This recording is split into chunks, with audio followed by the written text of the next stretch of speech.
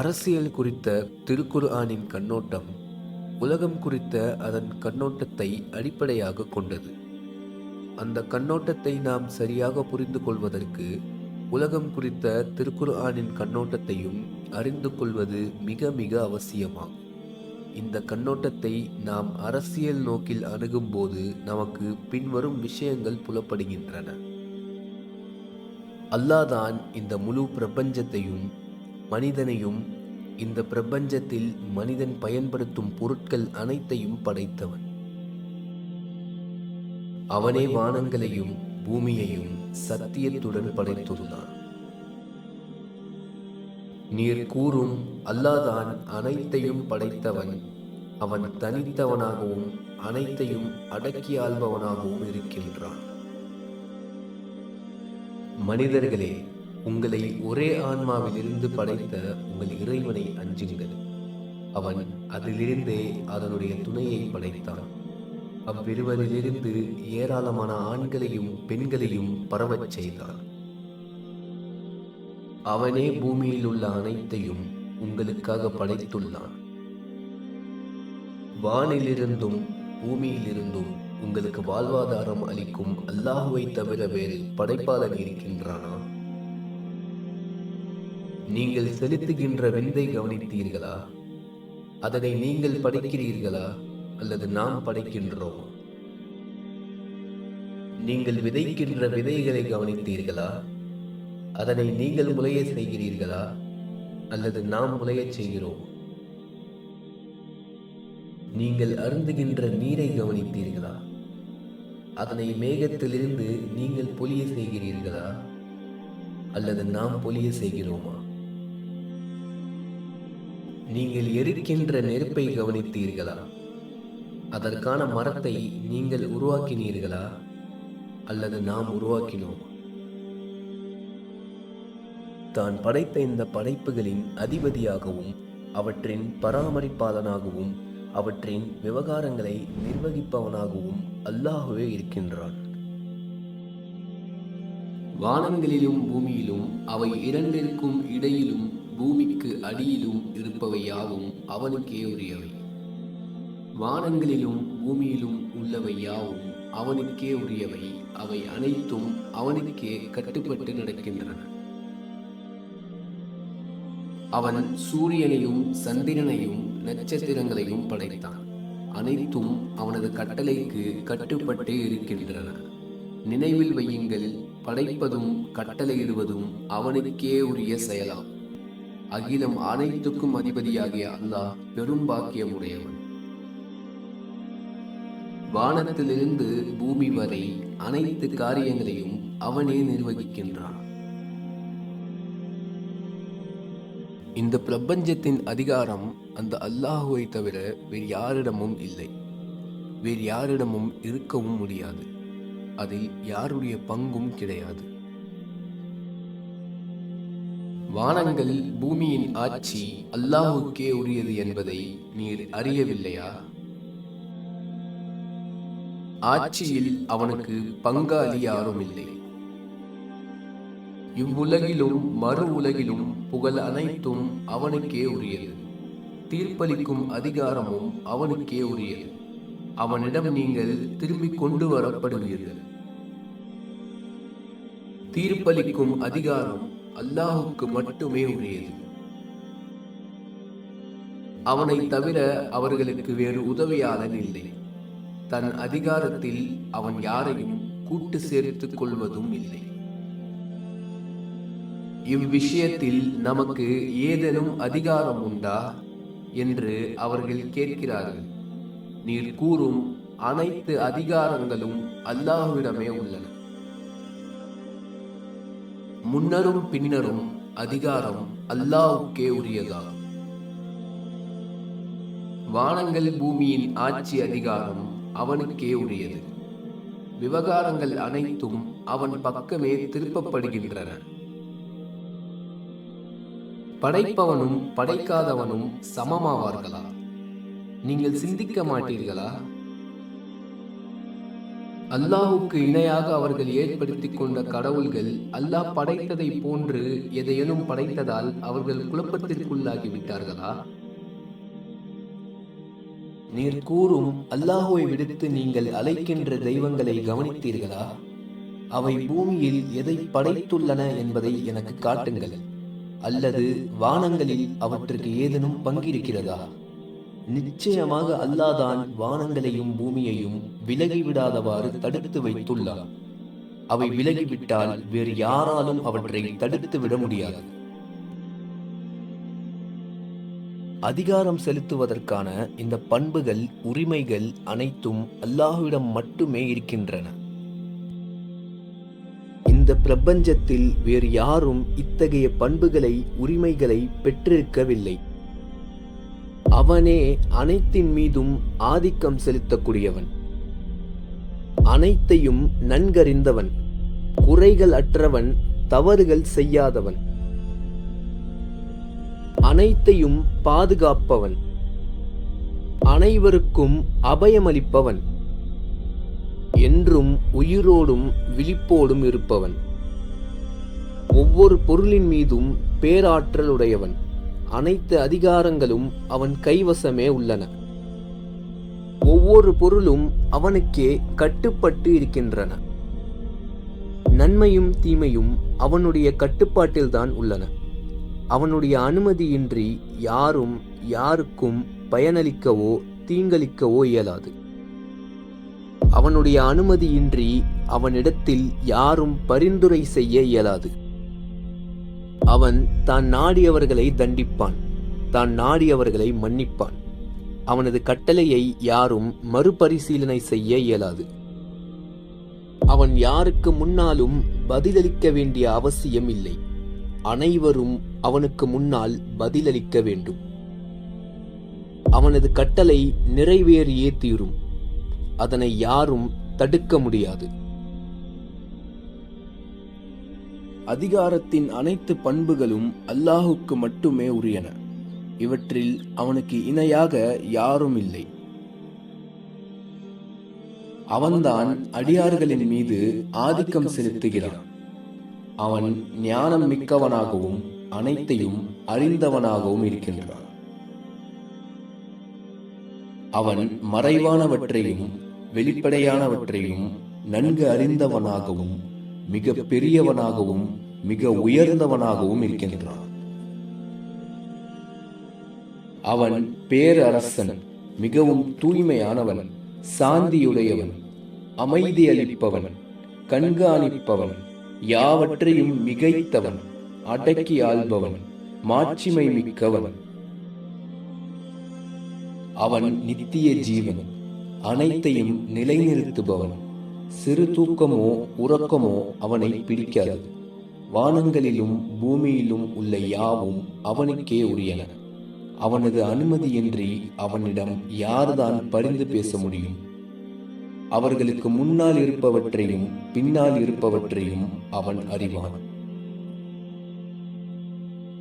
யாருடைய கைவசம் ஆட்சி அதிகாரம் உள்ளதோ அவன் பாக்கியம் மிக்கவன். அவன் ஒவ்வொரு பொருளின் மீதும் பேராற்றல் உடையவன். வானங்களிலும் பூமியிலும் உள்ளவை யாவும் விரும்பியோ விரும்பாமலோ அவனுக்கே கட்டுப்படுகின்றன. கண்ணியம் அனைத்தும் அல்லாஹ்வுக்கே உரியது. அவன் செவியேற்பவனாகவும் நன்கறிந்தவனாகவும் இருக்கின்றான். நீர் கூறும் அல்லாஹ் உங்களுக்கு ஏதேனும் தீங்கிழைக்க நாடினால் அல்லது பலனளிக்க நாடினால் யாரால் அதனை தடுக்க முடியும்? அல்லாஹ் ஏதேனும் ஒரு துன்பத்தை உமக்கு ஏற்படுத்தினால் அவனை தவிர அதனை தீர்ப்பவர் யாரும் இல்லை. அவன் உமக்கு ஏதேனும் நன்மையை அளிக்க நாடினால் அவனது அருளை தடுப்பவர் யாரும் இல்லை.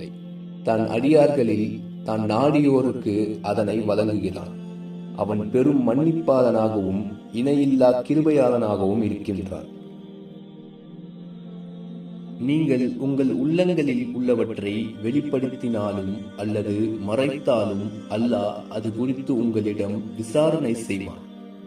தன் நாடியோரை அவன் மன்னிப்பான், தன் நாடியோரை அவன் தண்டிப்பான். அல்லாஹ் எல்லாவற்றின் மீதும் பேராற்றல் உடையவன். அவன் எவ்வளவு நன்றாக பார்ப்பவனாகவும் கேட்பவனாகவும் இருக்கின்றான்.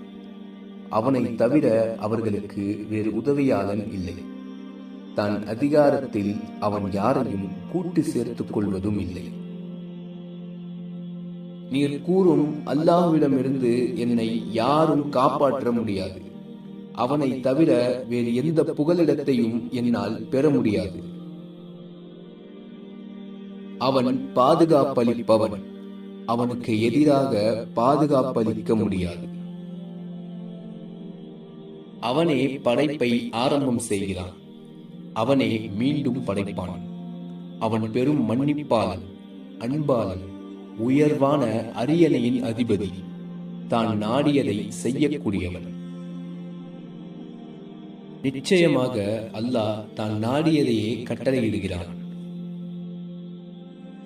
அல்லாஹ்வே தீர்ப்பளிக்கிறான். அவனது தீர்ப்பை மறுபரிசீலனை செய்பவர் யாரும் இல்லை. அவனது செயல் குறித்து அவன் கேட்கப்பட மாட்டான். மற்றவர்கள் அனைவரும் விசாரிக்கப்படுபவர்களே. அவனது வார்த்தைகளை மாற்றக்கூடியவர் யாரும் இல்லை. அவனை தவிர எந்த புகலிடத்தையும் நீர் காண மாட்டீர். அல்லாஹ் தீர்ப்பளிப்போரிலெல்லாம் மிக சிறந்த தீர்ப்பளிப்பாளன் இல்லையா? நீர் கூறும், அல்லாஹுவே ஆட்சி அதிகாரத்தின் அதிபதியே, நீ நாடியோருக்கு ஆட்சியை வழங்குகிறாய். நீ நாடியோரிடமிருந்து ஆட்சியை பறித்து விடுகிறாய். நீ நாடியோரை கண்ணியப்படுத்துகிறாய். நீ நாடியோரை இழிவுபடுத்துகிறாய். நன்மைகள் அனைத்தும் உன் கைவசமே உள்ளன. நிச்சயமாக நீ எல்லாவற்றின் மீதும் பேராற்றல் உடையவன்.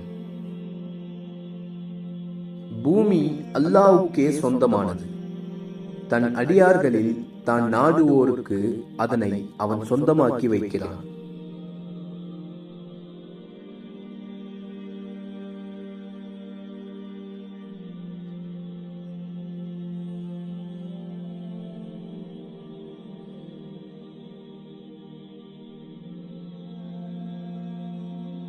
உலகம் குறித்த இந்த கண்ணோட்டத்தின் அடிப்படையில் திருக்குர்ஆன் கூறுவது என்னவென்றால், இந்த பிரபஞ்சத்தின் மீது ஆதிக்கம் செலுத்துபவனே மனிதனின் மீதும் ஆதிக்கம் செலுத்துபவனாக இருக்கின்றான். மனிதனின் விவகாரங்களில் ஆதிக்கம் செலுத்தும் உரிமை அவனுக்கு மட்டுமே இருக்கிறது.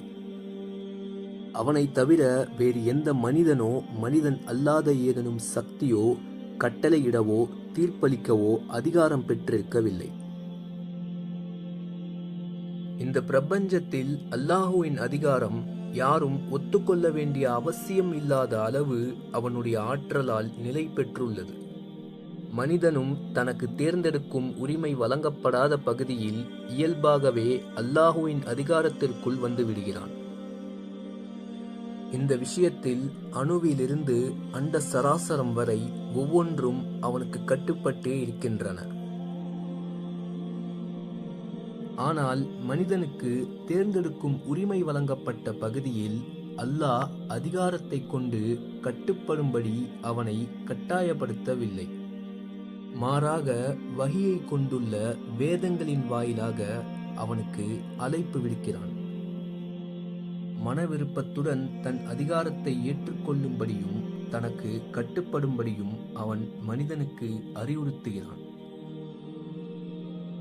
இதன் பல்வேறு பகுதிகளை திருக்குர்ஆன் சந்தேகத்திற்கு இடமின்றி தெள்ளத் தெளிவாக எடுத்துரைக்கிறது. இந்த பிரபஞ்சத்தை படைத்து பராமரிப்பவனே மனிதனையும் படைத்து பராமரிப்பவனாக இருக்கிறான். இந்த பண்பு அவனுக்கு மட்டுமே உரியது என்பதை கண்டிப்பாக ஏற்றுக்கொள்ள வேண்டும். நீர் கூறும், எனது தொழுகையும் எனது தியாகமும் எனது வாழ்வும் எனது மரணமும் படைப்புகள் அனைத்தையும் படைத்து பராமரிக்கும் அல்லாஹ்வுக்கே உரியவையாகும். நீர் கூறும், அல்லாஹ் அனைத்திற்கும் இறைவனாக இருக்க அவனை தவிர வேறொரு இறைவனை நான் தேடிக்கொள்வேனா? நிச்சயமாக அல்லாஹ்தான் உங்கள் இறைவன். அவனே வானங்களையும் பூமியையும் படைத்தான். நீர் கூறும் மனிதர்களின் அதிபதியிடம், மனிதர்களின் அரசனிடம், மனிதர்களின் இறைவனிடம் நான் பாதுகாவல் தேடுகிறேன். அவர்களிடம் நீர் கேளும், வானத்திலிருந்தும் பூமியிலிருந்தும் உங்களுக்கு வாழ்வாதாரம் அளிப்பவன் யார்? உங்களின் செவிகளும் கண்களும் யாருடைய கட்டுப்பாட்டில் உள்ளன? உயிரற்றதிலிருந்து உயிர் உள்ளதையும் உயிருள்ளதிலிருந்து உயிரற்றதையும் வெளிப்படுத்துபவன் யார்? விவகாரங்களை நிர்வகிப்பவன் யார்? அல்லாஹ்தான் என்று அவர்கள் கூறுவார்கள். நீர் கேளும், அவ்வாறாயின் நீங்கள் அஞ்ச மாட்டீர்களா? ஆகவே அல்லாஹ்தான் உங்கள் உண்மையான இறைவன். இந்த சத்தியத்திற்கு பின்னர் வழிகேட்டை தவிர வேறொன்று இருக்க முடியாது. நீங்கள் எங்கே திருப்பப்படுகிறீர்கள்? கட்டளையிடும் அதிகாரமும் தீர்ப்பளிக்கும் அதிகாரமும் அல்லாஹுக்கு தவிர வேறு யாருக்கும் இல்லை. மனிதர்கள் அவனுக்கே கட்டுப்பட வேண்டும். இதுதான் சரியான பாதையாகும். நீங்கள் எந்த விஷயத்தில் முரண்படுகிறீர்களோ அதில் தீர்ப்பு வழங்குவது அல்லாஹுவின் பணியாகும். அதிகாரம் அனைத்தும் அல்லாஹுக்கே உரியது. நீங்கள் அவனை தவிர வேறு யாரையும் வணங்கக்கூடாது என்று அவன் கட்டளையிட்டுள்ளான். இதுவே நேரான மார்க்கமாகும். ஆயினும் மனிதர்களில் பெரும்பாலோர் அறிந்து கொள்வதில்லை. இந்த விஷயத்தில் எங்களுக்கு ஏதேனும் அதிகாரம் உண்டா என்று அவர்கள் கேட்கிறார்கள். நீர் கூறும், அனைத்து அதிகாரங்களும் அல்லாஹ்விடமே உள்ளன. அல்லாஹ் படைப்பாளன் என்பதனால்தான் கட்டளையிடும் அதிகாரம் அவனுக்கு மட்டுமே உரியதாக இருக்கிறது. அறிந்து கொள்ளுங்கள், படைப்பதும் கட்டளையிடுவதும் அவனுக்கே உரிய செயலாகும். கட்டளையிடும் அதிகாரம் அவனுக்கு மட்டுமே உரியது. ஏனென்றால் அவனே இந்த பிரபஞ்சத்தின் பேரரசன். திருடன் திருடி இருவரின் கைகளையும் துண்டித்து விடுங்கள். வானங்கள் பூமியின் ஆட்சி அதிகாரம் அல்லாஹ்வுக்கே உரியது என்பதை நீங்கள் அறியவில்லையா? அல்லாஹுவின் கட்டளைகளே உண்மையானது. ஏனென்றால் அவனே உண்மையை அறிந்தவன், சரியான முறையில் வழிகாட்டக்கூடியவன். ஒரு பொருள் நன்மையாக இருக்க நீங்கள் அதனை வெறுக்கக்கூடும். ஒரு பொருள் தீமையாக இருக்க நீங்கள் அதனை விரும்பக்கூடும். அல்லாஹுவே நன்கறிவான், நீங்கள் அறிய மாட்டீர்கள். குழப்பவாதிகள் யார், சீர்திருத்தம் செய்பவர்கள் யார் என்பதை அல்லாஹுவே நன்கறிவான். அவர்களுக்கு முன்னால் இருப்பவற்றையும் பின்னால் இருப்பவற்றையும் அவன் அறிவான். அவன் நாடினால் அன்றி அவனது அறிவிலிருந்து எவரும் எதையும் அறிந்து கொள்ள முடியாது. நீங்கள் உங்கள் மனைவியரை விவாகரத்து செய்து அவர்கள் தங்கள் காலக்கெடுவை பூர்த்தி செய்த பிறகு முறைப்படி தங்களுக்குள் மனம் விரும்பி தங்கள் முந்தைய கணவர்களையே மணந்து கொள்வதை தடுக்காதீர்கள். இதுவே உங்களுக்கு மிக தூய்மையானதும் பரிசுத்தமானதும் ஆகும். அல்லாஹுவே நன்கறிவான், நீங்கள் அறிய மாட்டீர்கள். அல்லாஹ் உங்களின் பிள்ளைகள் விஷயத்தில் உங்களுக்கு பின்வருமாறு கட்டளையிடுகிறான். உங்கள் தந்தையர்களோ உங்கள் பிள்ளைகளோ அவர்களில் உங்களுக்கு அதிக பலனளிப்பவர்கள் யார் என்பதை நீங்கள் அறிய மாட்டீர்கள். இது அல்லாஹ் நிர்ணயித்துள்ள கடமையாகும். நிச்சயமாக அல்லாஹ் நன்கறிந்தவனாகவும் ஞானம் மிக்கவனாகவும் இருக்கிறான். அவர்கள் உம்மிடம் தீர்ப்பு கேட்கிறார்கள். நீர் கூறும், அல்லாஹ் உங்களுக்கு நேரடி வாரிசற்ற சொத்தை பற்றி இவ்வாறு கட்டளையிடுகிறான்.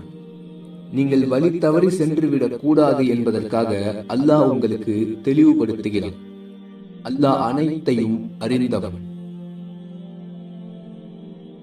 அல்லாஹுவின் வேதப்படி இரத்தபந்த உறவினர்களோ ஒருவருக்கொருவர் அதிக உரிமை பெற்றவர்கள். நிச்சயமாக அல்லாஹ் எல்லாவற்றையும் நன்கறிந்தவனாக இருக்கிறான். கடமையாக்கப்பட்ட தர்மங்கள் உண்மையில் ஏழைகளுக்கும் வறியவர்களுக்கும் இது அல்லாஹுவினால் விதிக்கப்பட்ட கடமையாகும். அல்லாஹ் நன்கறிந்தவனாகவும் ஞானம் மிக்கவனாகவும் இருக்கிறான். நம்பிக்கையாளர்களே, உங்கள் அடிமைகளும் உங்கள் பருவ வயதை அடையாத சிறுவர்களும் 3 நேரங்களில் உங்களிடம் அனுமதி பெற வேண்டும். இவ்வாறு அல்லாஹ் தன் வசனங்களை உங்களுக்கு தெளிவுபடுத்துகிறான். அல்லாஹ் நன்கு அறிந்தவனாகவும் ஞானம் மிக்கவனாகவும் இருக்கிறான். நம்பிக்கையாளர்களே, நம்பிக்கை கொண்ட பெண்கள் புலம்பெயர்ந்து உங்களிடம் வந்தால் அவர்களை சோதித்து பாருங்கள். இது அல்லாஹுவின் கட்டளையாகும். அவன் உங்களிடையே தீர்ப்பளிக்கிறான். அல்லாஹ் நன்கு அறிந்தவனாகவும் ஞானம் மிக்கவனாகவும் இருக்கிறான்.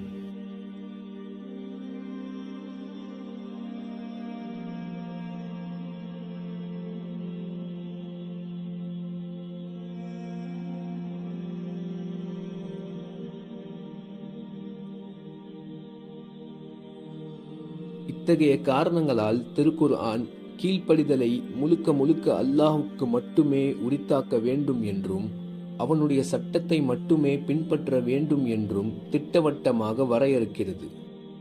அவனை விட்டுவிட்டு மற்றவர்களை அல்லது தம் மனோ இச்சைகளை பின்பற்றுவது முற்றிலும் தடுக்கப்பட்டதாகும். நிச்சயமாக நாம் உமக்கு இந்த வேதத்தை சத்தியத்துடன் அருளியுள்ளோம். ஆகவே நீர் மார்க்கத்தை அல்லாஹுக்கே உரித்தாக்கியவாறு அவனையே வணங்குவீராக. நீர் கூறும், நான் மார்க்கத்தை அவனுக்கே உரித்தாக்கியவனாக அவனையே வணங்குமாறு கட்டளையிடப்பட்டுள்ளேன். கீழ்ப்படிந்தவர்களில் முதலாமவனாக இருக்க வேண்டும் என்றும் நான் பணிக்கப்பட்டுள்ளேன். அல்லாஹுவை வணங்குங்கள், தாகுத்துகளை விட்டு விலகி இருங்கள் என்றுதான் நாம் ஒவ்வொரு சமூகத்துக்கும் தூதரை அனுப்பியுள்ளோம்.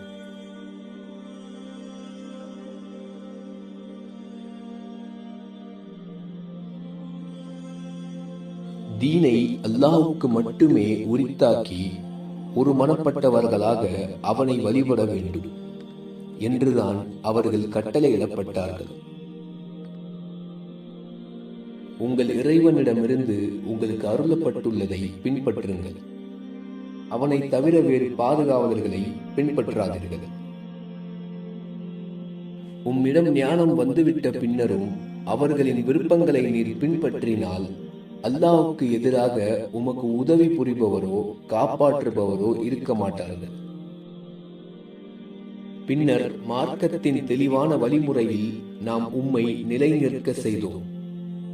ஆகவே நீர் அதனை பின்பற்றும். அறிவற்ற மக்களின் மனோ இச்சைகளை பின்பற்றாதீர். இவை அல்லாஹுவின் வரம்புகளாகும். இவற்றை மீறிவிடாதீர்கள். அல்லாஹுவின் வரம்புகளை மீறுபவர்கள்தாம் அநியாயக்காரர்கள். இவை அல்லாஹுவின் வரம்புகளாகும். யார் இவற்றை மீறுகிறாரோ அவர் தமக்கு தாமே அநீதி இழைத்துக் கொண்டவர் ஆவார். இவை அல்லாஹுவின் வரம்புகளாகும். நிராகரிப்பாளர்களுக்கு துன்புறுத்தும் வேதனை உண்டு.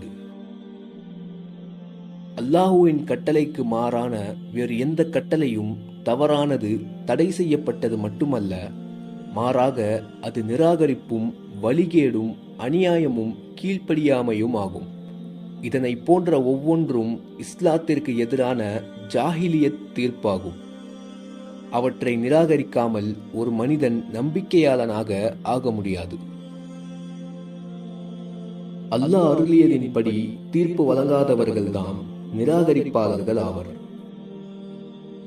அல்லாஹ் அருளியதின்படி தீர்ப்பு வழங்காதவர்கள்தாம் அக்கிரமக்காரர்கள் ஆவர்.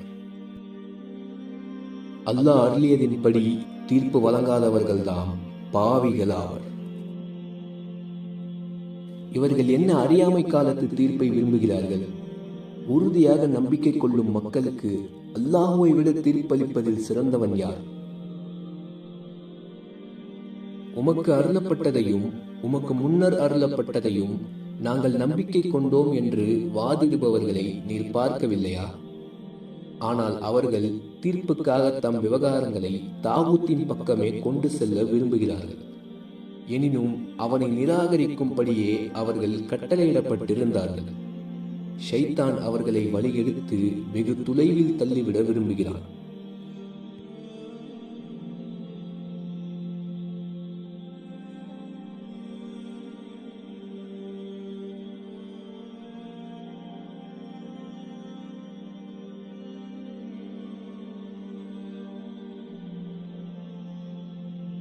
மேற்கொண்ட வசனங்களில் பின்பற்றப்பட வேண்டும் என கட்டளையிடப்பட்டுள்ள இறை சட்டம் இறை தூதரின் மூலமாகவே மனிதனை வந்து அடைகிறது.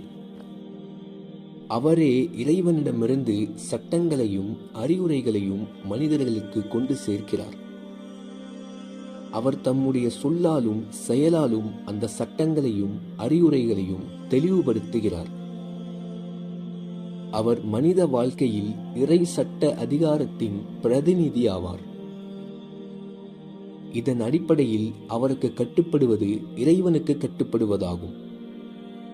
அவரது கட்டளைகளை எவ்வித தயக்கமும் ஆட்சேபனையும் இன்றி முழு திருப்தியுடன் அப்படியே ஏற்றுக்கொள்ள வேண்டும் என்றும், இன்னும் அது குறித்து மனதில் அதிருப்தியான எண்ணம் கூட கொண்டிருக்க கூடாது என்றும் இறைவனை கட்டளையிடுகிறான். அல்லாஹுவின் கட்டளைக்கு ஏற்ப மனிதன் கீழ்ப்படிய வேண்டும் என்பதற்காகவே அன்றி நாம் எந்த தூதரையும் அனுப்பவில்லை. யார் தூதருக்கு கீழ்ப்படிந்து நடக்கிறாரோ அவர் அல்லாஹ்வுக்கு கீழ்ப்படிந்து விட்டார். தங்களுக்கு நேர்வழி தெளிவான பின்னரும் தூதருக்கு மாறு செய்து நம்பிக்கையாளர்களின் பாதையை விட்டு வேறொரு பாதையில் செல்பவரை நாம் அவர் சென்ற பாதையிலேயே செலுத்தி நரகில் சேர்த்து விடுவோம். அது மிகவும் கெட்ட இருப்பிடமாகும். தூதர் உங்களுக்கு வழங்குவதை பெற்றுக் கொள்ளுங்கள். அவர் உங்களுக்கு தடுத்ததை விட்டு தவிர்ந்து கொள்ளுங்கள். அல்லாஹ்வுக்கு அஞ்சிக் கொள்ளுங்கள். நிச்சயமாக அல்லாஹ் தண்டிப்பதில் கடுமையானவன். இறைவனின் மீது ஆணையாக அவர்கள் தங்களுக்கிடையே ஏற்பட்ட சச்சரவுகளில் உம்மை நீதிபதியாக ஏற்று பின்னர் உமது தீர்ப்பை குறித்து தங்கள் உள்ளங்களில் எவ்வித அதிருப்தியையும் உணராமல் அதனை முழுமையாக ஏற்றுக்கொள்ளும் வரை அவர்கள் ஒருபோதும் நம்பிக்கையாளர்களாக ஆக முடியாது.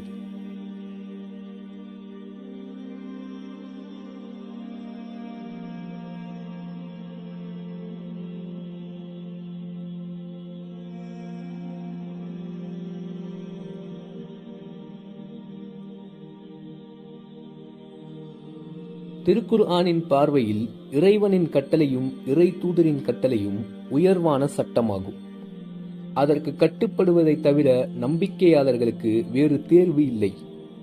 எந்தெந்த விவகாரங்களில் இறைவனும் இறை தூதரும் தங்களின் தீர்ப்புகளை அளித்துள்ளார்களோ அவற்றில் வேறு தீர்ப்புகளை தேடுவதற்கு எந்த முஸ்லிமுக்கும் அதிகாரம் இல்லை.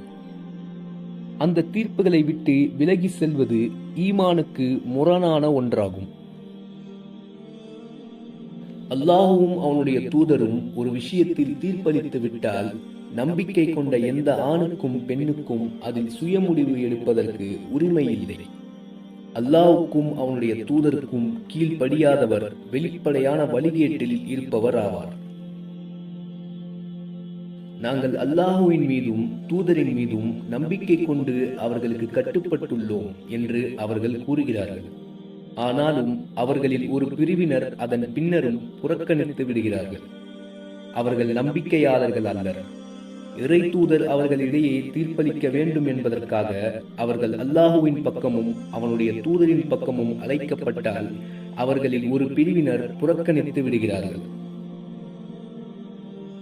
இறை தூதர் அவர்களுக்கிடையே தீர்ப்பளிக்க வேண்டும் என்பதற்காக நம்பிக்கையாளர்கள் அல்லாஹுவின் பக்கமும் அவனுடைய தூதரின் பக்கமும் அழைக்கப்பட்டால் செவியுற்றோம் கட்டுப்பட்டோம் என்பதுதான் அவர்களின் பதிலாக அமையும்.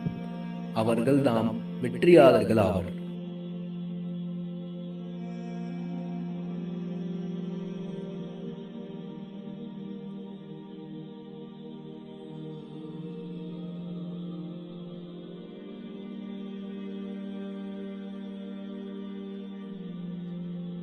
திருக்குர்ஆனின் பார்வையில் மனிதனுடைய ஆட்சி முறை இப்படிதான் அமைய வேண்டும். அவர்கள் இறைவனின் தலைமையையும் தூதரின் சட்டப்பூர்வ உயர்வையும் ஏற்றுக்கொண்டு ஆட்சியை அவர்கள் இருவரிடமும் ஒப்படைத்துவிட்டு உண்மையான அரசனான இறைவனின் பிரதிநிதியாக செயல்பட வேண்டும். இந்த பிரதிநிதித்துவ அரசியலில் சட்ட ரீதியான அல்லது நீதிமன்றம் தொடர்பான அல்லது நிர்வாகவியல் தொடர்பான அனைத்து அதிகாரங்களும் நாம் 3, 4, 5 பிரிவுகளில் குறிப்பிட்டிருப்பதைப் போன்று அந்த குறிப்பிட்ட வரம்புக்குள் அமைய வேண்டும். நாம் உமக்கு வேதத்தை சத்தியத்துடன் அருளியுள்ளோம். அது தனக்கு முன்னுள்ள வேதத்தை உண்மைப்படுத்தக்கூடியதாகவும் அதில் உள்ள கருத்துக்களை பாதுகாக்கக்கூடியதாகவும் இருக்கிறது. ஆகவே நீர் அவர்களுக்கிடையே அல்லாஹ் அருளியதின்படி தீர்ப்பளிப்பீராக. உம்மிடம் வந்துள்ள சத்தியத்தை விட்டுவிட்டு அவர்களின் மனோ இச்சைகளை பின்பற்றாதீர். தாவூதே, நாம் உமக்கு பூமியில் ஆட்சி அதிகாரத்தை வழங்கியுள்ளோம். ஆகவே நீர் மக்களிடையே சத்தியத்தை கொண்டு தீர்ப்பளிப்பீராக. மனோ இச்சையை பின்பற்றாதீர். அது உம்மை அல்லாஹுவின் பாதையை விட்டு பிறழச் செய்துவிடும்.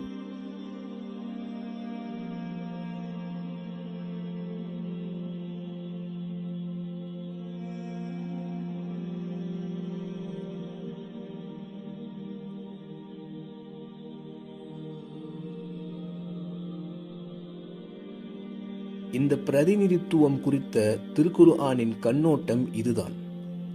பூமியில் உள்ள ஆற்றல்கள் அனைத்தும் இறைவன் மனிதனுக்கு வழங்கிய கொடைகளாகும்.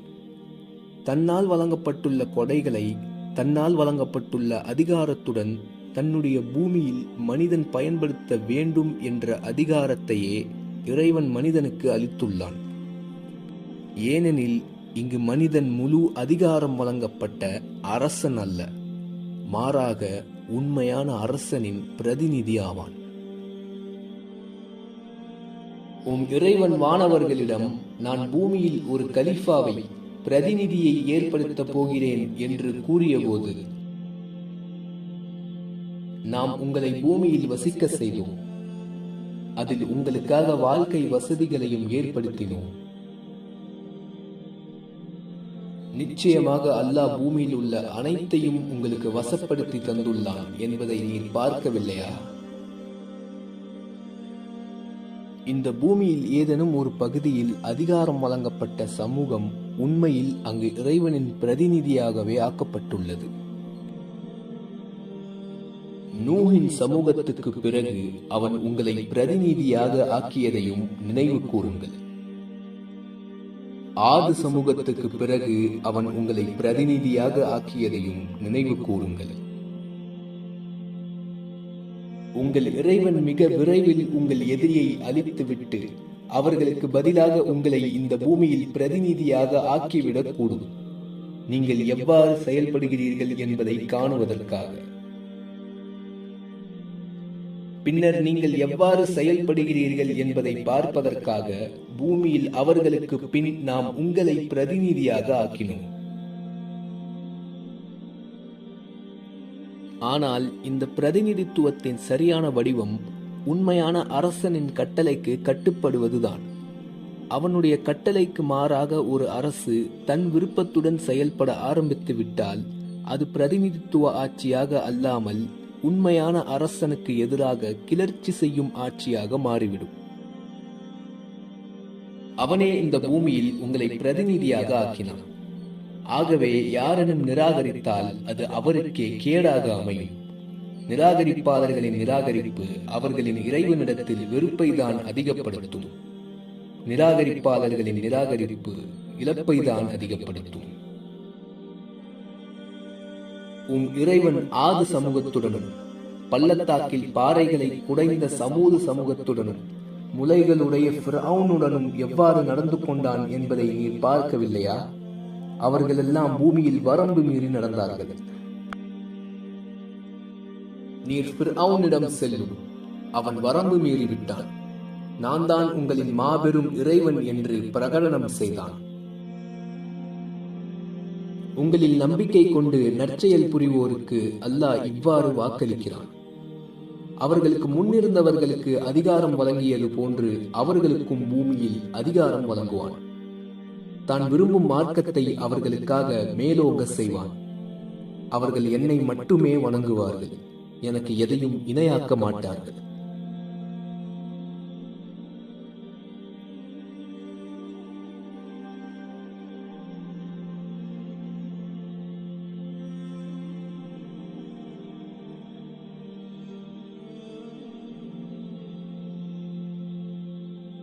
சரியான வடிவில் உள்ள இந்த பிரதிநிதித்துவ ஆட்சியை ஒரு தனி மனிதரோ குடும்பமோ ஒரு இனக்குழுவோ சுமக்க முடியாது.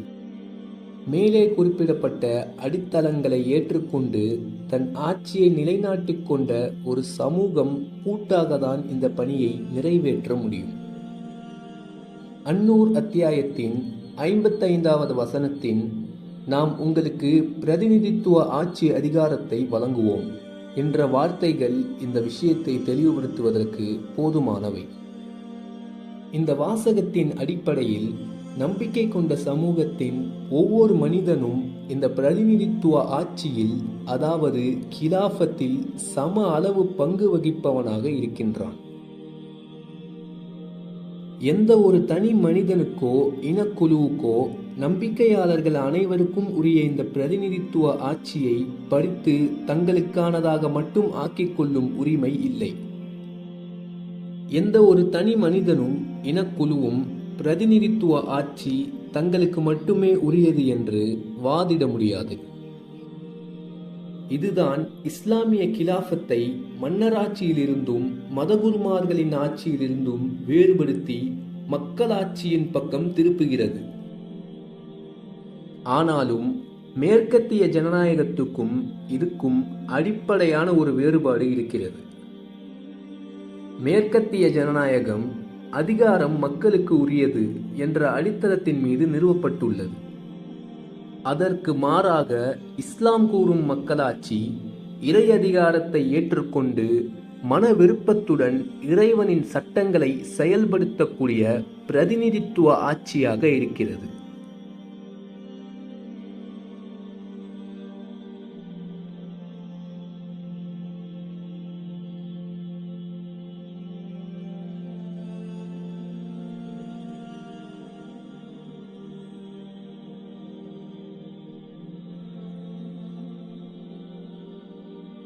இந்த பிரதிநிதித்துவ ஆட்சியை, அதாவது கிலாஃபத்தை நடத்தும் ஒரு அரசுக்கு பொதுமக்கள் நன்மையான காரியங்களில் கட்டுப்படுவார்கள்.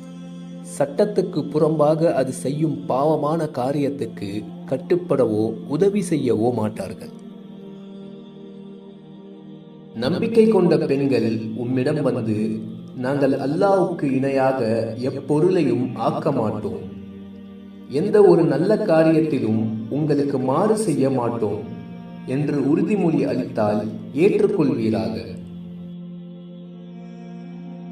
நன்மையிலும் இறையச்சத்திலும் நீங்கள் ஒருவருக்கொருவர் உதவி செய்து கொள்ளுங்கள். பாவத்திலும் அக்கிரமத்திலும் நீங்கள் ஒருவருக்கொருவர் உதவக்கூடாது.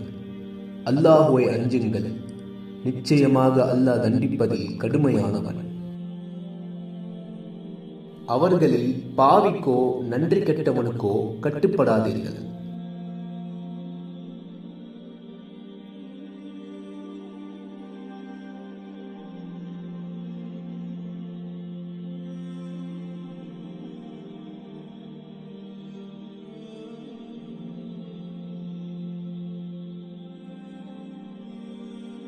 இந்த அரசின் செயல்பாடுகள் அனைத்தும் அதன் அமைப்பை, வடிவத்தை உருவாக்குவதிலிருந்து ஆட்சி தலைவரை, அதிகாரிகளை தேர்வு செய்வது, அதன் சட்ட ரீதியான, நிர்வாக ரீதியான விவகாரங்கள் என அனைத்தும் நம்பிக்கையாளர்கள் மத்தியில் கலந்தாலோசனையின் அடிப்படையில் நிகழ வேண்டும். இந்த கலந்தாலோசனை நேரடியாகவோ தேர்ந்தெடுக்கப்பட்ட பிரதிநிதிகளை கொண்டோ அமையலாம். அவர்களின் விவகாரமோ தங்களுக்குள் கலந்தாலோசித்தலாக இருக்கும்.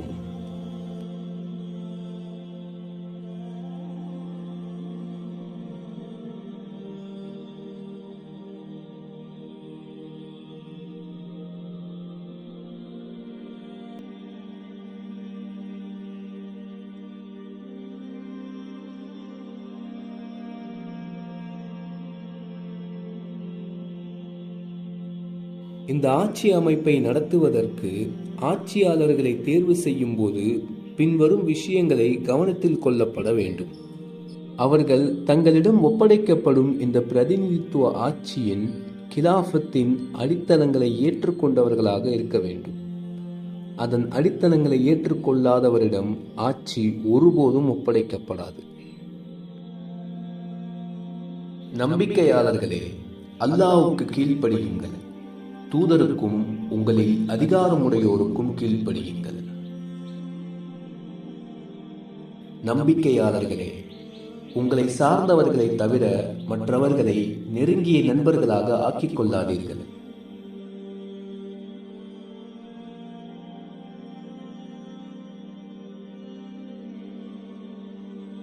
உங்களில் அல்லாஹுவின் பாதையில் போரிடுபவர்களை, அல்லாஹுவையும் தூதரையும் நம்பிக்கையாளர்களையும் தவிர்த்து மற்றவர்களை நெருங்கிய நண்பர்களாக ஆக்கிக் கொள்ளாதவர்களை அல்லாஹ் அறிந்து கொள்ளாமல் நீங்கள் அப்படியே விட்டுவிடப்படுவீர்கள் என்று எண்ணிக்கொண்டீர்களா?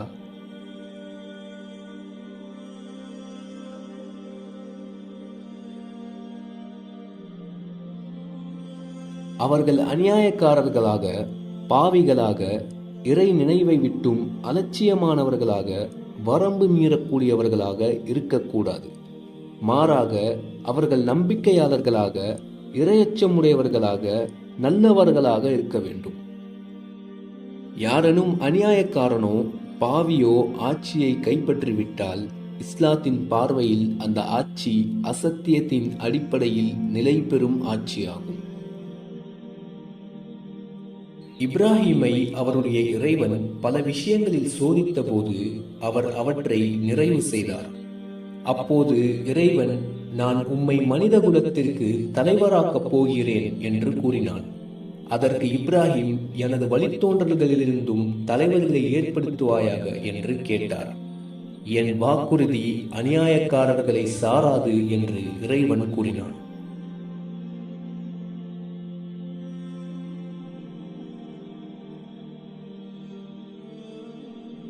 நம்பிக்கை கொண்டு நற்செயல் புரிவோரை நாம் பூமியில் குழப்பம் செய்வோரை போன்று ஆக்கிவிடுவோமா? யாருடைய உள்ளத்தை நம் நினைவை விட்டு அலட்சியத்தில் ஆழ்த்திவிட்டோமோ அத்தகைய மனிதனுக்கு கீழ்ப்படியாதே. அவன் தன் மனோ இச்சையின்படி நடக்கிறான். அவனது விவகாரம் வரம்பு மீறியதாகி விட்டது. வரம்பு மீறி செல்வோருக்கு கீழ்ப்படியாதே.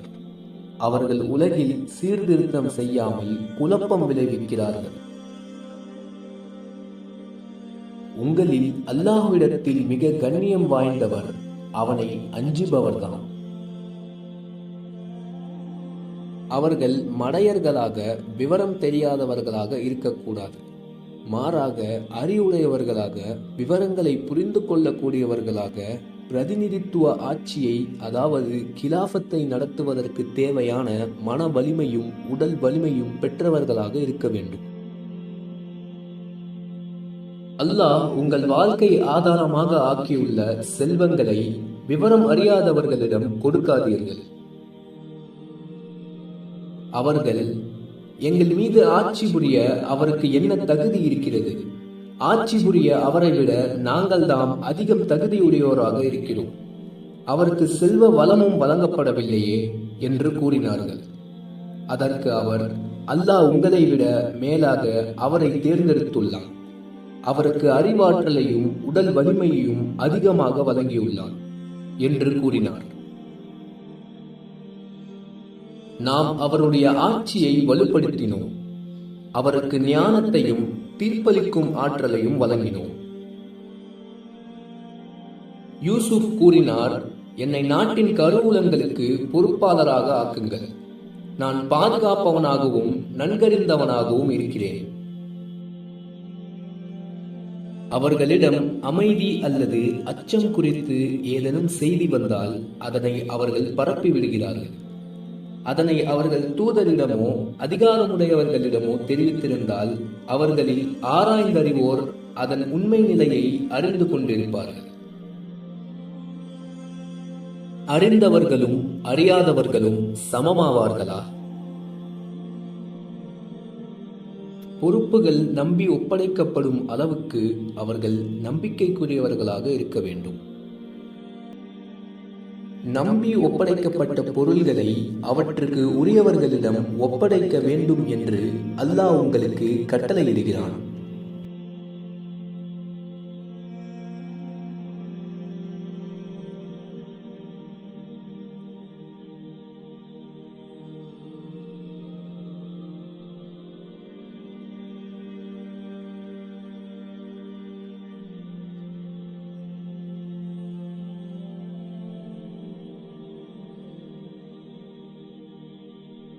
இந்த ஆட்சியின் அரசியல் சாசனம் பின்வரும் அடித்தளங்களின் மீது நிலை பெறுகிறது. நம்பிக்கையாளர்களே, அல்லாஹ்வுக்கு கட்டுப்படுங்கள். தூதருக்கும் உங்களில் அதிகாரமுடையோருக்கும் கட்டுப்படுங்கள். உங்களுக்கிடையே ஏதாவது ஒரு விஷயத்தில் பிணக்கு ஏற்பட்டால் அதனை அல்லாஹ்விடமும் தூதரிடமும் கொண்டு செல்லுங்கள். நீங்கள் அல்லாஹ்வின் மீதும் மறுமை நாளின் மீதும் நம்பிக்கை கொண்டவர்களாக இருந்தால் இதுவே சரியானதும் சிறந்த முடிவும் ஆகும். இந்த வசனம் 6 அரசியல் சாசன விதிகளை தெளிவுபடுத்துகிறது. அல்லாஹ்வுக்கும் தூதருக்கும் கட்டுப்படுவது மற்ற எல்லா வகையான கட்டுப்படுதல்களை விட முதன்மையானது. அதிகாரமுடையோருக்கு கட்டுப்படுவது அல்லாஹ்வுக்கும் தூதருக்கும் கட்டுப்படுவதற்கு உட்பட்டதாக இருக்க வேண்டும். அதிகாரமுடையோர் நம்பிக்கையாளராக இருக்க வேண்டும். பொதுமக்களுக்கு ஆட்சியோடு ஆட்சியாளர்களோடு கருத்து வேறுபாடு கொள்ளும் உரிமை இருக்கிறது. கருத்து வேறுபாடு ஏற்படும் போது தீர்ப்பளிக்கும் அதிகாரம் அல்லாஹுவின் மற்றும் தூதரின் சட்டத்துக்கு மட்டுமே இருக்கிறது. பிரதிநிதித்துவ ஆட்சியில், அதாவது கிலாஃபத்தில், ஆட்சியாளர்கள் பொதுமக்கள் ஆகியோரின் அழுத்தத்துக்கு உட்படாத சுதந்திரமான ஒரு அமைப்பு இருக்க வேண்டும். அது கருத்து வேறுபாடு ஏற்படும் விஷயங்களில் உன்னதமான சட்டத்தின் அடிப்படையில் தீர்ப்பளிக்க வேண்டும். அரசின் அதிகாரம் அல்லாஹ் வகுத்த வரம்புக்கு அவனும் தூதரும் அளித்த சட்டத்துக்கு உட்பட்டதாகவே இருக்க வேண்டும். அவற்றை மீறி அது எந்த ஒரு கொள்கையையும் வகுத்து கொள்ளவோ பாவம் எனும் வரையறைக்குள் வந்துவிடும் எந்த ஒரு கட்டளையையும் இடவோ கூடாது. ஏனெனில் இந்த வரம்புகளை தாண்டிவிட்டால் அது பொதுமக்களிடம் கட்டுப்படுதலை வேண்டும் உரிமையை இழந்துவிடும்.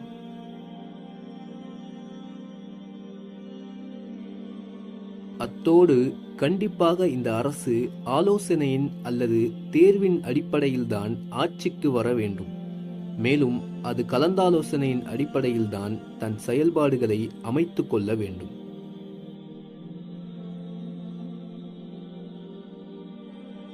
ஆயினும் தேர்வு செய்தல், கலந்தாலோசனை செய்தல் தொடர்பாக திருக்குர்ஆனில் குறிப்பிட்ட வழிமுறைகள் எதுவும் இல்லை. மாறாக அது ஒரு விசாலமான விதிமுறையை வகுத்து பல்வேறு காலகட்டங்களில் சமூகங்களின் சூழல்களுக்கும் தேவைகளுக்கும் ஏற்ப நிர்ணயிக்கப்படுவதற்கு வசதியாக அதனை விட்டுவிட்டது. சட்டமன்றம் ஆலோசனையை அடிப்படையாக கொண்ட ஒரு அமைப்பாக இருக்க வேண்டும். ஆனாலும் அதன் அதிகாரம் வரம்புக்குட்பட்டதாக இருக்க வேண்டும். எந்தெந்த விவகாரங்களில் அல்லாஹ்வும் தூதரும் தெளிவான கட்டளைகளை வழங்கியுள்ளார்களோ அல்லது வரம்புகளை, விதிகளை நிர்ணயித்துள்ளார்களோ அவற்றுக்கு சட்டமன்றம் விளக்கங்கள் அளிக்கலாம். அவற்றை செயல்படுத்தும் பொருட்டு மேலதிக வரையறைகளை, ஒழுங்குமுறைகளை பரிந்துரைக்கலாம். ஆனால் அவற்றில் எதையும் நீக்கவோ மாற்றவோ அதற்கு உரிமை இல்லை. எந்தெந்த விவகாரங்களில் தெளிவான கட்டளைகளோ வரம்புகளோ இல்லையோ அவற்றில் இஸ்லாத்தின் ஆன்மாவையும் அதன் பொதுவான விதிகளையும் அடிப்படையாக கொண்டு சட்டமன்றம் தேவைக்கேற்ப சட்டங்கள் இயற்றலாம். ஏனெனில் ஒரு விவகாரத்தில் தெளிவான கட்டளையோ வரம்போ இல்லாதிருப்பது அதில் நம்பிக்கையாளர்களுக்கு சட்டம் இயற்றிக்கொள்ள இறைவன் அனுமதி வழங்கியுள்ளான் என்பதற்கான ஆதாரமாகும். நீதிமன்ற அமைப்பு எந்தவிதமான தலையீடுகளோ அழுத்தமோ இன்றி சுதந்திரமான அமைப்பாக இருக்க வேண்டும். அப்போதுதான் அதனால் எவ்வித அச்சமுமின்றி குடிமக்கள், ஆட்சியாளர்கள் என அனைவருக்கும் எதிராக சட்டத்தின்படி தீர்ப்பளிக்க முடியும். அது கண்டிப்பாக 3வது மற்றும் 5வது பத்திகளில் சொல்லப்பட்ட வரம்புகளை பேணக்கூடியதாக இருக்க வேண்டும். அது மற்றவர்களின் விருப்பங்களுக்கு இணங்காமல் சத்தியத்தின்படி நியாயமான முறையில் விவகாரங்களுக்கு தீர்ப்பளிக்க வேண்டும் என்பதே அதன் தலையாய கடமையாகும். ஆகவே நீர் அவர்களிடையே அல்லாஹ் அருளியதின்படி தீர்ப்பளிப்பீராக. உம்மிடம் வந்துள்ள சத்தியத்தை விட்டுவிட்டு அவர்களின் மனோ இச்சையை பின்பற்றாதீர். மனோ இச்சையை பின்பற்றாதீர். அது உம்மை அல்லாஹ்வின் பாதையை விட்டும் பிறல செய்துவிடும். நீர் மக்களிடையே தீர்ப்பளித்தால் நீதியை கொண்டு தீர்ப்பளிக்க வேண்டும்.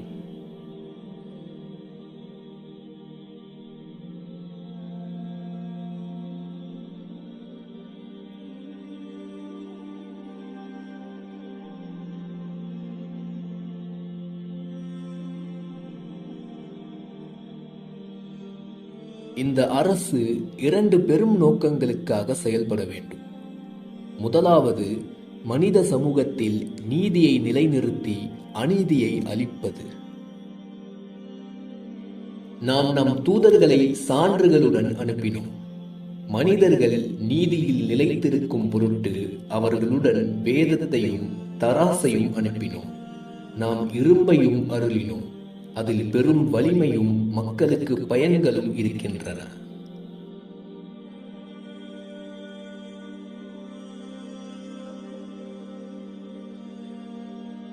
இரண்டாவது நோக்கம், அரசு தன் வலிமையையும் வழிமுறைகளையும் பயன்படுத்தி தொழுகையை நிலைநிறுத்தக்கூடிய, ஜக்காத்தை வழங்கக்கூடிய ஒரு கூட்டத்தை அமைக்க வேண்டும். அதுதான் இஸ்லாமிய வாழ்க்கையின் தூணாக இருக்கிறது. அது நல்ல விஷயங்களை, நன்மையான காரியங்களை பரப்ப வேண்டும். இந்த நோக்கத்திற்காக தான் இஸ்லாம் உலகிற்கு வந்தது. அல்லாஹ் சுப்ஹானஹு வ தஆலா வெறுக்கும் தீமையான காரியங்களை தடுக்க வேண்டும். உலகத்தில் நாம் அவர்களுக்கு ஆட்சி அதிகாரத்தை வழங்கினால் அவர்கள் தொழுகையை கடைபிடித்து ஜக்காத்தையும் கொடுப்பார்கள். நன்மையை ஏவி தீமையை தடுப்பார்கள்.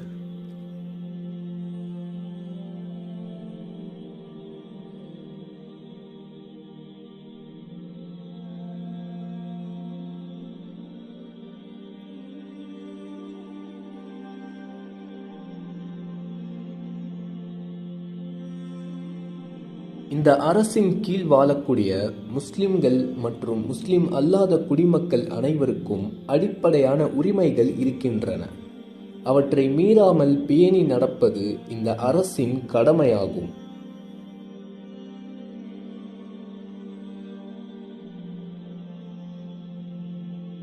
உயிருக்கான பாதுகாப்பு. அல்லாஹ் தடை செய்துள்ள எந்த உயிரையும் அநியாயமாக கொன்றுவிடாதீர்கள். சொத்துக்கான பாதுகாப்பு. மற்றவர்களின் செல்வங்களை தவறான முறையில் உண்ணாதீர்கள். மானத்துக்கான பாதுகாப்பு. நம்பிக்கையாளர்களே, எந்த ஆண்களும் பிற ஆண்களை பரிகாசம் செய்ய வேண்டாம். நீங்கள் ஒருவரை ஒருவர் இழிவாக கருதி குறை கூற வேண்டாம். ஒருவருக்கொருவர் மோசமான பட்டப்பெயர் சூட்டி அழைக்காதீர்கள். உங்களில் ஒருவர் மற்றவரை பற்றி புறம் பேச வேண்டாம். தனிப்பட்ட வாழ்வுக்கான பாதுகாப்பு. நம்பிக்கையாளர்களே, உங்கள் வீடுகளை தவிர மற்றவர்களின் வீடுகளில் அவர்களின் அனுமதியை பெறாமல், அவர்களுக்கு முகம்மன் கூறாமல் நுழையாதீர்கள். உளவு பார்ப்பதில் ஈடுபடாதீர்கள். அநியாயத்துக்கு எதிராக குரல் எழுப்பும் உரிமை. அநீதி இழைக்கப்பட்டவரை தவிர வேறு யாரும் தீய வார்த்தையை பகிரங்கமாக கூறுவதை அல்லாஹ் விரும்புவதில்லை. நன்மையை ஏவி தீமையை தடுக்கும் உரிமை, அதில் விமர்சிக்கும் உரிமையும் அடங்கியுள்ளது. இஸ்ராயலின் மக்களில் நிராகரித்தோர் தாவூத் மற்றும் மரியமின் மகன் ஈசா ஆகியோரின் நாவினால் சபிக்கப்பட்டு விட்டார்கள். ஏனெனில் அவர்கள் கீழ்ப்படியாமையால் வரம்பு மீறியவர்களாகவும் தாம் செய்து கொண்டிருந்த தீமைகளை விட்டு ஒருவரை ஒருவர் தடுக்காமலும் இருந்தார்கள். அவர்கள் செய்து வந்தது மிகவும் தீய காரியமாகும். அவர்களுக்கு நினைவூட்டப்பட்ட அறிவுரைகளை அவர்கள் மறந்தபோது அவர்களில் தீமையை விட்டு தடுத்து கொண்டிருந்தவர்களை நாம் காப்பாற்றி தங்களுக்கு தாங்களே அநீதி இழைத்துக் கொண்டிருந்தவர்களை அவர்களின் கீழ்ப்படியாமையின் காரணமாக கடுமையாக வேதனையை கொண்டு தண்டித்தோம். மனிதர்களுக்காக உருவாக்கப்பட்டிருக்கும் சிறந்த சமூகமாக நீங்கள் இருக்கிறீர்கள். நீங்கள் நன்மையை ஏவுகிறீர்கள், தீமையை விட்டும் தடுக்கிறீர்கள். அல்லாஹுவின் மீது நம்பிக்கை கொண்டுள்ளீர்கள். ஒன்று கூடலுக்கான உரிமை, ஆனால் ஒரு நிபந்தனை. அது நன்மையான காரியங்களுக்காக பயன்படுத்தப்பட வேண்டும். சமூகத்தில் பிரிவினையையோ குழப்பத்தையோ ஏற்படுத்துவதற்காக இருக்கக்கூடாது. மனிதர்களை நன்மையின் பக்கம் அழைக்கக்கூடிய ஒரு கூட்டம் உங்களிடையே கண்டிப்பாக இருக்க வேண்டும். அவர்கள் நன்மை புரியும்படி தூண்ட வேண்டும், தீமையை விட்டும் தடுக்க வேண்டும். அவர்கள்தான் வெற்றியாளர்கள் ஆவர். தங்களிடம் தெளிவான கட்டளைகள் வந்த பின்னரும் முரண்பட்டு பல பிரிவினர்களாக பிரிந்துவிட்டவர்களை போன்று நீங்கள் ஆகிவிடாதீர்கள். அவர்களுக்கு கடும் வேதனை உண்டு. விரும்பும் கொள்கையை பின்பற்றுவதற்கான சுதந்திரம். மார்க்கத்தில் எந்த நிர்பந்தமும் இல்லை. நீர் மனிதர்களை நம்பிக்கை கொள்ளும்படி நிர்பந்திப்பீரா என்ன? குழப்பம் விளைவிப்பது கொலையை விட கொடியதாகும். மத ரீதியாக மற்றவர்களின் உள்ளங்களை புண்படுத்தாமல் இருப்பது. அவர்கள் அல்லாஹ்வை விடுத்து யாரை அழைக்கிறார்களோ அவர்களை நீங்கள் திட்டாதீர்கள். இந்த விஷயத்தில் திருக்குர்ஆன் தெளிவாக கூறுகிறது. மத ரீதியான கருத்து முரண்பாடுகளில் அறிவுபூர்வமான விவாதம் செய்யப்படலாம், ஆனால் அது அழகிய முறையில் இருக்க வேண்டும். வேதக்காரர்களுடன் அழகிய முறையில் அன்றி நீங்கள் விவாதம் புரிய வேண்டாம்.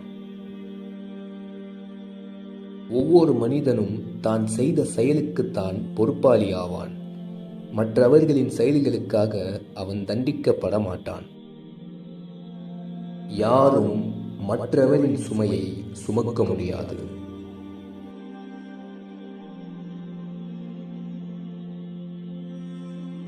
எந்த ஒரு மனிதனுக்கு எதிராகவும் ஆதாரமின்றியும் நீதியின் தேட்டங்களை முழுமையாக நிறைவேற்றாமலும் நடவடிக்கை எடுக்கப்படாது. நம்பிக்கையாளர்களே, தீயவன் ஒருவன் உங்களிடம் ஏதேனும் செய்தி கொண்டு வந்தால் அதை தீர விசாரித்து தெளிவுபடுத்திக் கொள்ளுங்கள். ஏனெனில் நீங்கள் அறியாமையால் ஒரு சமூகத்துக்கு தீங்கிழைத்துவிட்டு அதற்காக வருந்தக்கூடியவர்களாக ஆகிவிடக்கூடாது. உனக்கு சரியாக தெரியாததை பின்தொடராதே. மனிதர்களிடையே தீர்ப்பு வழங்கினால் நியாயமாக தீர்ப்பளியுங்கள். தேவையுடையோருக்கும் இல்லாதோருக்கும் அவர்களின் வாழ்வாதார தேவைகள் வழங்கப்பட வேண்டும். அவர்களுடைய செல்வங்களில் யாசிப்போருக்கும் யாசிக்காதோருக்கும் பங்கு உண்டு. இந்த அரசு தன் குடிமக்களுக்கு மத்தியில் பாகுபாடு காட்டக்கூடாது. எல்லோருடனும் சம அளவிலான நடத்தையை மேற்கொள்ள வேண்டும். நிச்சயமாக ஃபிர்அவுன் பூமியில் வரம்பு மீறினான். அதில் உள்ளோரை பல பிரிவினர்களாக்கி அதில் ஒரு பிரிவினரை அடக்கி ஒடுக்கினான். அவர்களில் ஆண் குழந்தைகளை கொன்றுவிட்டு பெண் குழந்தைகளை உயிருடன் விட்டுக் கொண்டிருந்தான். உண்மையில் அவன் குழப்பம் விளைவிப்பவனாக இருந்தான்.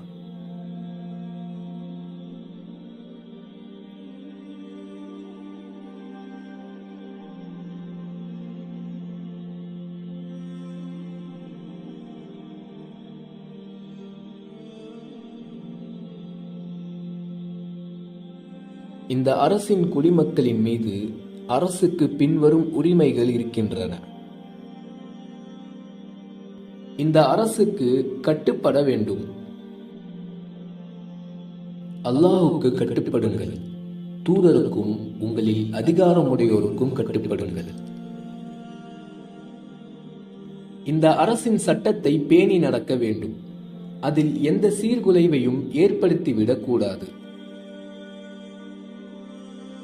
நாட்டில் சீர்திருத்தம் ஏற்பட்ட பிறகு குழப்பம் விளைவிக்காதீர்கள்.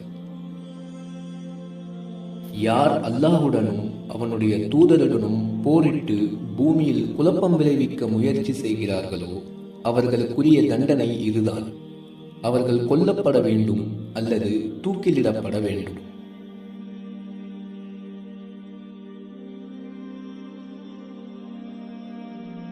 நன்மையான காரியங்கள் அனைத்துக்கும் அரசுக்கு முழு ஒத்துழைப்பு வழங்க வேண்டும். நன்மையிலும் இறையச்சத்திலும் நீங்கள் ஒருவருக்கொருவர் உதவி செய்து கொள்ளுங்கள்.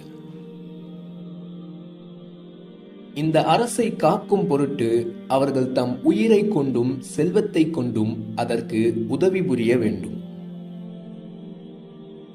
நம்பிக்கையாளர்களே, உங்களுக்கு என்ன ஆயிற்று? அல்லாஹ்வின் பாதையில் புறப்படுங்கள் என்று உங்களிடம் கூறப்பட்டால் உலகியல் இன்பங்களில் சிக்கிக் கொள்கிறீர்களோ?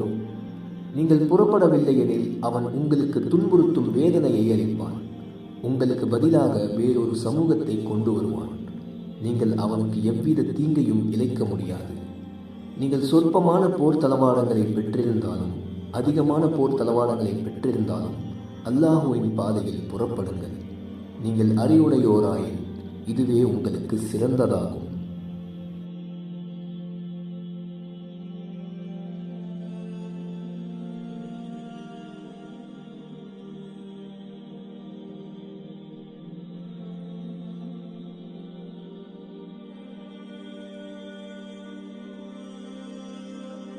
அயல் நாடுகளுடன் எவ்வாறு நடந்து கொள்ள வேண்டும் என்பது தொடர்பாக திருக்குர்ஆனில் இடம்பெற்றுள்ள அறிவுரைகளை பார்ப்போம். ஒப்பந்தங்களையும் வாக்குறுதிகளையும் பேண வேண்டும். ஒப்பந்தங்களை முடிக்க வேண்டியிருந்தால் எதிர் தரப்பினருக்கு அறிவித்துவிட வேண்டும். வாக்குறுதிகளை நிறைவேற்றுங்கள். நிச்சயமாக வாக்குறுதி குறித்து விசாரிக்கப்படும். நீங்கள் உங்களுக்குள் உடன்படிக்கை செய்து கொண்டால் அல்லாஹ்வின் உடன்படிக்கையை நிறைவேற்றுங்கள். சத்தியங்களை உறுதிப்படுத்திய பின் முறித்து விடாதீர்கள். நீங்கள் அல்லாஹுவை உங்களுக்கு பொறுப்பாளனாக ஆக்கியுள்ளீர்கள். நிச்சயமாக அல்லாஹ் நீங்கள் செய்பவற்றை நன்கு அறிகிறான். தாமே சிரமப்பட்டு நூற்ற நூலை துண்டாக்கிவிட்ட அந்த பெண்ணை போன்று ஆகிவிடாதீர்கள். ஒரு சமூகம் மற்றொரு சமூகத்தை விட பெருகிவிட வேண்டும் என்பதற்காக உங்கள் சத்தியங்களை உங்களிடையே குழப்பம் உண்டாக்கும் கருவியாக ஆக்கிவிடாதீர்கள். இதன் மூலம் அல்லாஹ் உங்களை சோதிக்கிறான். நீங்கள் முரண்பட்டு கொண்டிருந்த விஷயங்களை மறுமை நாளில் அவன் உங்களுக்கு தெளிவுபடுத்துவான். அவர்கள் உங்களுடன் நேர்மையாக நடந்து கொள்ளும் வரை நீங்களும் அவர்களுடன் நேர்மையாக நடந்து கொள்ளுங்கள். நிச்சயமாக அல்லாஹ் இறையச்சம் உடையோரை நேசிக்கிறான். நீங்கள் ஒப்பந்தம் செய்து கொண்ட இணை வைப்பாளர்களில் உங்களுக்கு எவ்வித குறையையும் வைக்காமலும் உங்கள் எதிரிகளில் யாருக்கும் உதவி செய்யாமலும் இருக்கின்றவர்களை தவிர அவர்களுடைய ஒப்பந்தத்தை உரிய தவணை வரை நிறைவேற்றுங்கள். அவர்கள் மார்க்க விஷயத்தில் உங்களிடம் உதவி கோரினால் அவர்களுக்கு உதவி புரிவது உங்கள் மீது கடமையாகும். ஆனால் உங்களுடன் உடன்படிக்கை செய்து கொண்ட சமூகத்திற்கு எதிராக அது இருக்கக்கூடாது. ஏதேனும் ஒரு சமூகத்தை குறித்து அவர்கள் துரோகம் இழைத்து விடுவார்கள் என்று நீர் அஞ்சினால் நீரும் சரிசமமாக அவர்களின் உடன்படிக்கையை அவர்களிடம் எரிந்து விடுவீராக. நிச்சயமாக அல்லாஹ் துரோகிகளை நேசிப்பதில்லை.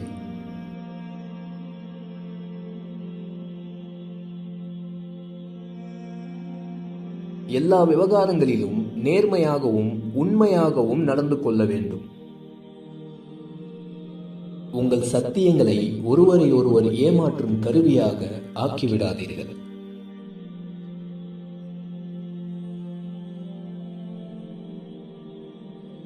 நாடுகளுக்கிடையே நீதியை நிலைநிறுத்த வேண்டும். ஒரு சமூகத்தின் மீதுள்ள பகைமை உங்களை நீதி செலுத்தாமல் இருக்க தூண்டிவிட வேண்டாம். நீதி செலுத்துங்கள். அதுவே இறையச்சத்துக்கு மிக நெருக்கமானது. போரில் கலந்து கொள்ளாமல் நடுநிலை வகிக்கும் நாடுகளின் எல்லைகள் மதிக்கப்பட வேண்டும். அவர்கள் புறக்கணித்தால் அவர்களை எங்கு கண்டாலும் பிடியுங்கள், கொல்லுங்கள்.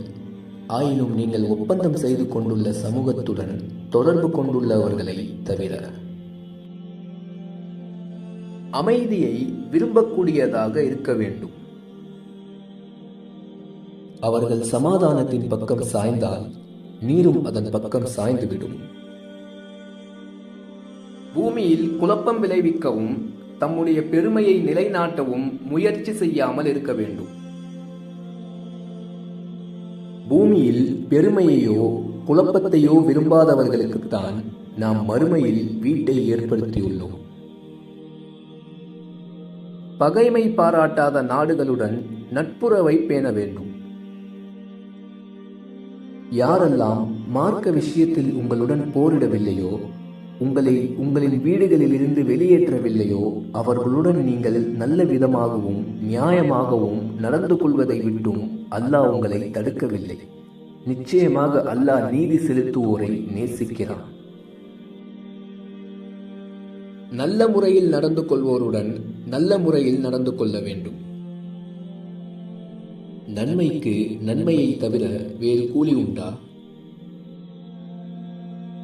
வரம்பு மீறியோருடன் அவர்கள் வரம்பு மீறிய அளவுக்கு தான் வரம்பு மீற வேண்டும்.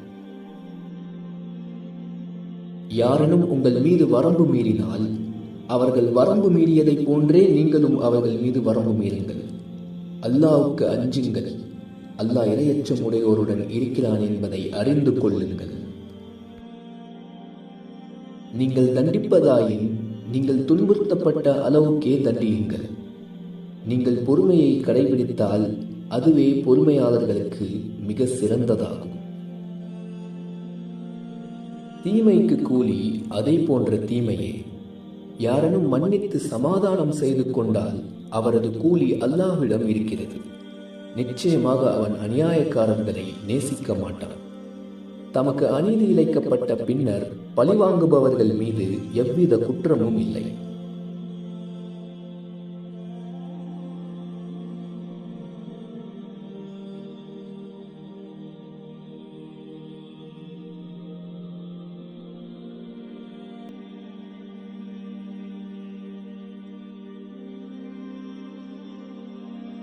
மேற்கண்ட தலைப்புகளில் திருக்குர்ஆன் படம் பிடித்து காட்டும் ஒரு அரசின் சித்திரம் நம் முன்னால் வெளிப்படுகிறது.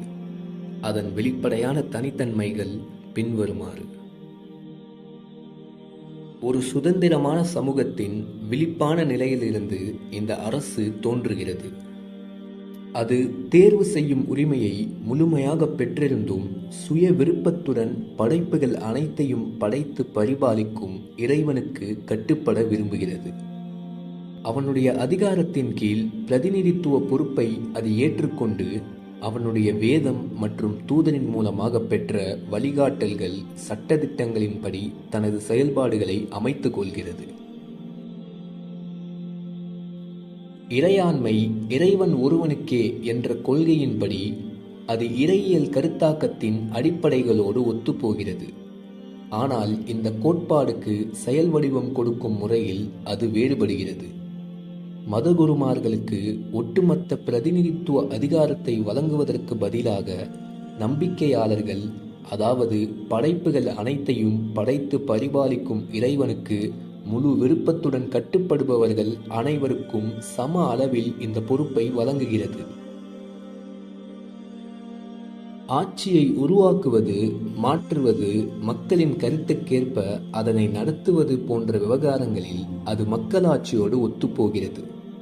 ஆனால் அது குடிமக்களுக்கு முழுமையான அதிகாரத்தை வழங்குவதில்லை.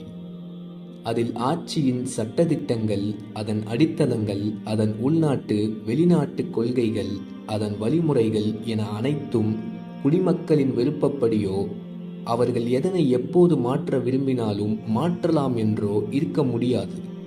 மாறாக அது அல்லாஹ்வும் தூதரும் தந்த சட்டங்கள், வழிமுறைகள், வரம்புகள், ஒழுக்கங்கள், போதனைகள் ஆகியவற்றிற்கேற்ப குடிமக்களின் விருப்பங்களுக்கு கடிவாளம் இடுகிறது.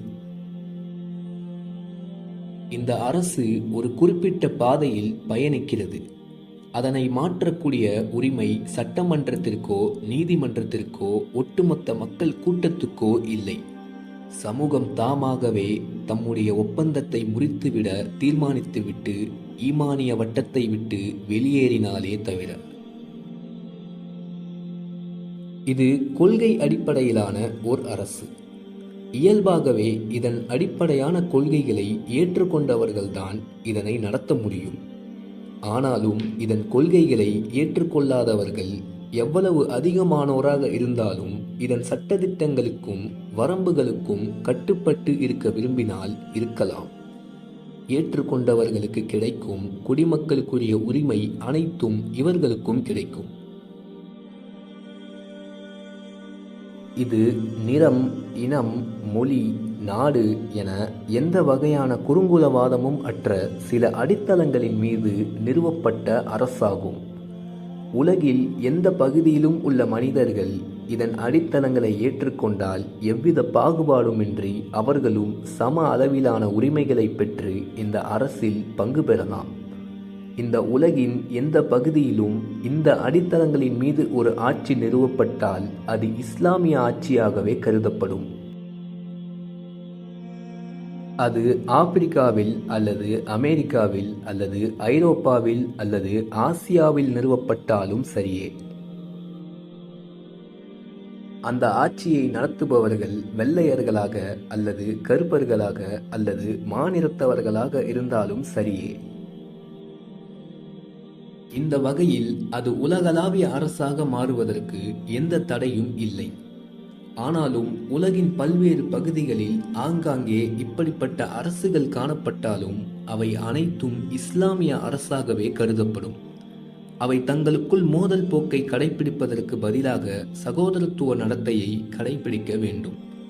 எந்த சமயத்திலும் அவை அனைத்தும் இணைந்து ஒரு உலகளாவிய அரசாக நிறுவப்படலாம். அரசியல் லாபங்கள், நலன்கள் இதற்கெல்லாம் பதிலாக ஒழுக்கத்தை கடைபிடிப்பதும் அரசை இறையச்சத்துடன் பேணுதலாக நடத்துவதுமே இந்த அரசின் உண்மையான நோக்கமாகும். இதில் சிறப்பு என்பது ஒழுக்கத்தின் அடிப்படையில்தான் நிர்ணயிக்கப்பட வேண்டும். இந்த அரசின் ஆட்சியாளர்களும் அதிகாரிகளும் தேர்ந்தெடுக்கப்படும் போது உடல் ரீதியான, அறிவு ரீதியான திறமைகளுடன் அவர்களின் ஒழுக்க தூய்மையும் கவனத்தில் கொள்ளப்பட வேண்டும். இதனுடைய உள்நாட்டு விவகாரங்கள் அனைத்தும் நேர்மையுடனும் வாய்மையுடனும் பரிபூரண நீதியுடனும் நிர்வகிக்கப்பட வேண்டும். அதே போன்று அயல் நாடுகளுடனும் ஒப்பந்தங்களை நிறைவேற்றவும் சமாதானத்தை கடைபிடிக்கவும் நியாயமாகவும் நல்ல முறையிலும் நடந்து கொள்ள வேண்டும்.